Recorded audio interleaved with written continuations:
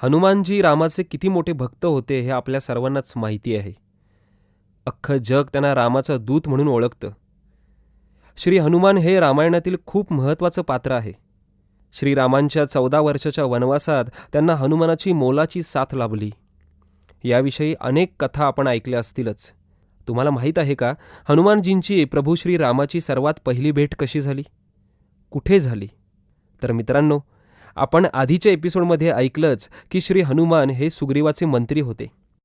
एकदा सुग्रीव आणि हनुमान ऋषमुख पर्वताच्या जंगलात फिरत होते. तेथे त्यांना धनुष्यबाणांनी सज्ज असे 2 तरुण दिसले. तेव्हा हनुमानांच्या लक्षात आले की हे 2 तरुण म्हणजेच साक्षात राम आणि लक्ष्मण आहेत. तेव्हा लगेचच श्री हनुमान त्यांच्या मूळ रूपात आले आणि श्रीरामांना शरण गेले. हनुमानजींनी राम लक्ष्मण दोघांनाही त्यांच्या खांद्यावर बसवले. हे दृश्य पाहून सुग्रीवाला लक्षात आले की या तरुणांपासून त्याला कोणतीही भीती नाही, कोणताही धोका नाही. हनुमानजींनी सुग्रीवाची ओळख श्रीरामांना करून दिली. अशा प्रकारे श्रीरामांनी सुग्रीवाचे दुःख ऐकून त्याला मदत केली आणि बालीचा वध करून सुग्रीवाला त्याचे राज्य परत मिळवून दिले. त्यानंतर सीतामातेचा शोध घेण्यासाठी श्री हनुमान व सुग्रीवांच्या वानर सेनेने श्रीरामांना साथ दिली. मग पुढे काही काळानंतर जेव्हा सीतेचा शोध घेण्यासाठी पर्वत ओलांडून जायचे होते, तेव्हा त्यांना त्यांच्या उडण्याच्या शक्तीची आठवण जांबवंताने करून दिली. त्या हनुमानांना म्हणाले, धीवरा प्रसर शौर्य भाराहा उत्सरा स्थिर गंभीरा. आणि या शब्दांनी हनुमानांना प्रेरणा मिळाली. मित्रांनो, तुम्ही या ओळी एका प्रसिद्ध गाण्यात ऐकल्या असतीलच. ते गाणं तुम्हाला आठवत असेलच. हो, अगदी बरोबर. बाहुबली या चित्रपटातील खोया है या गाण्यातील सुंदरकांडातील या ओळींचा उल्लेख आहे. या ओळींमधून जांबवंतांनी श्री हनुमंतांना सांगितले, तुम्ही धैर्यवान आहात, तुमचे शौर्य तुम्हाला पुढे घेऊन जात आहे. उत्सरा स्थिर गंभीरा, अर्थात तुम्ही उंच झेप घेतात, खंबीर आणि स्थिर आहात. जांबवंतांच्या या प्रेरक शब्दांनीच हनुमानांना त्यांच्या विसरलेल्या शक्तीची आठवण झाली आणि नव्या उत्साहाने त्यांनी सीतामातेचा शोध घेण्यासाठी आकाशात झेप घेतली. सीतामातेचा शोध घेताना समुद्र ओलांडण्यासाठी सेतू बांधला. हनुमानांनी त्यांचे रूप लहान करून सीतामातेचा शोध घेतला आणि महाकाय रूप धारण करून लंकाही जाळली व राम रावण या युद्धामध्ये लक्ष्मणाचे प्राणही वाचवली. त्यासाठी त्यांनी संजीवनी बुटी असलेला द्रोणागिरी पर्वतच उचलून आणला होता. या सर्व कथा आपण चांगल्याच जाणतो. हनुमानजींनी श्रीरामाच्या भक्तीत आणि त्यांच्या सेवेत आयुष्य वाहिलं.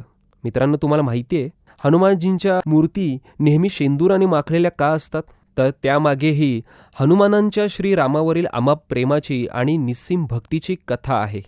एकदा काय झालं, माता सीता कपाळाला शेंदूर लावत होत्या. तर हे दृश्य हनुमानजींनी पाहिलं आणि जिज्ञासेने त्यांनी सीतामातेला प्रश्न केला, तुम्ही शेंदूर का लावत आहात? यावर सीतामाता उत्तरल्या, शेंदूर लावल्याने प्रभू श्रीराम निरोगी राहतील आणि त्यांचं आयुष्य वाढेल. हे ऐकून हनुमानजींना वाटले, सीतामातेने फक्त कपाळाला शेंदूर लावल्याने त्याचा श्रीरामांना एवढा फायदा होत असेल, तर मी हे शेंदूर सर्वांगाला लावलं तर त्याचा अधिक फायदा प्रभू श्रीरामांना होईल. असा विचार करून लगेचच त्यांनी त्यांच्या सर्वांगाला शेंदूर लावले. खरोखरच या कथेतून त्यांच्या भक्तीचे आपल्याला दर्शन होते. मित्रांनो, हनुमानजी श्रीरामाचे परमभक्त असले तरी त्यांना त्यांच्या भक्तीची परीक्षा द्यावी लागली होती. भटकंती करणारे नारद मुनी आपल्या सर्वांना माहीत असतीलच. त्यांच्या खोडकर वृत्तीबद्दल आपण सर्वांनी ऐकले असेलच. तर प्रभू रामाच्या दरबारात अतिथी म्हणून उपस्थित असताना त्यांनी नारदांनी हनुमानाला गुप्तपणे सांगितले की तिथे उपस्थित असलेल्या सर्व ऋषींच्या चरणांना स्पर्श करताना त्यांनी विश्वामित्र ऋषींच्या चरणांना स्पर्श करू नये, कारण ते पूर्वी राजा होते, म्हणून पूर्णपणे ऋषी नाही. हनुमानांनी त्यांच्या आदेशाप्रमाणे विश्वामित्राच्या चरणांना स्पर्श केला नाही. याबद्दल विश्वामित्रांना काहीच वाटले नाही. मग नारदांनी विश्वामित्रांना हनुमानाविरुद्ध भडकवले. तर विश्वामित्रांनी रामाला श्री हनुमानांना मारण्याचा आदेश दिला. विश्वामित्र हे श्रीरामांचे गुरु होते, त्यामुळे श्रीरामांना त्यांच्या आदेशाचं पालन करावं लागणार होतं. जेव्हा रामाने हनुमानांवरती हल्ला केला, त्याच क्षणी हनुमान राम नावाचा जप करू लागले आणि त्यामुळे ब्रह्मास्त्राचा हनुमानांवर काहीही परिणाम झाला नाही. त्यांची रामाविषयीची भक्ती बघून नारद मुनीही प्रभावित झाले. विश्वामित्र ऋषींनी त्यांचा आदेश परत घेतला आणि भगवान हनुमानाचे रक्षण केले. त्यांची प्रभू रामावरील खऱ्या भक्ती आणि प्रेमाची प्रशंसा केली. श्रोते हो, तुम्ही हनुमानांची ती प्रतिमा बघितलीच असेल, ज्यात हनुमानजींच्या हृदयात श्रीराम आणि सीता दिसतात. त्यामागेही त्यांच्या अपार भक्तीचीच कथा आहे. रावणाबरोबर युद्ध जिंकल्यानंतर श्रीराम आणि सीता त्यांच्या भक्तांना भेटवस्तू देत होते. हनुमानजी तर रामाचे परम भक्त होते, तेव्हा त्यांना काय द्यावे म्हणून सीता मातेंनी त्यांची मोत्याची माळ हनुमानजींना भेट दिली. नंतर त्या माळेतून एक एक मणी बाहेर काढून हनुमानजी दातांनी ती माळ तोडू लागले. हे दृश्य पाहून दरबारातील सर्वच लोक आश्चर्यचकित झाले.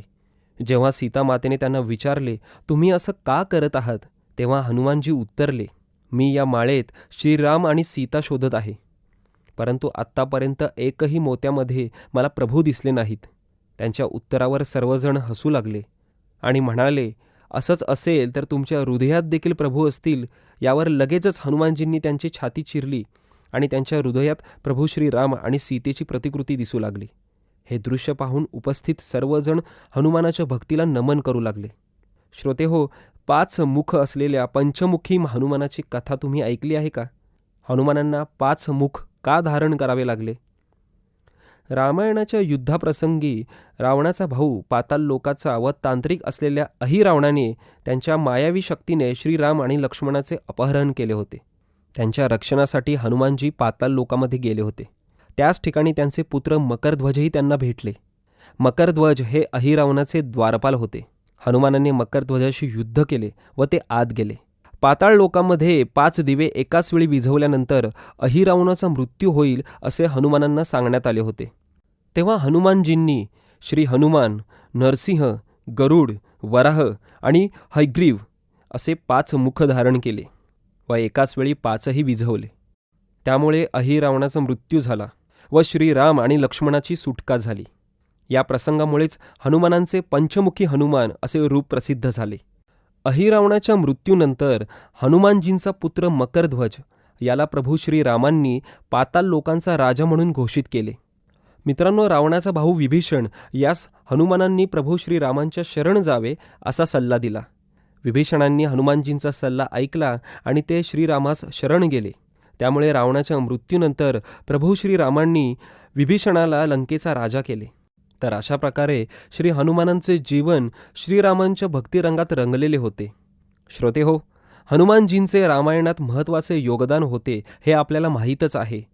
पण तुम्हाला माहीत आहे का, हनुमानजींचा महाभारताशी संबंध होता? तुम्हाला जाणून घ्यायला आवडेल ना? तर त्यासाठी पुढचा एपिसोड नक्की ऐका.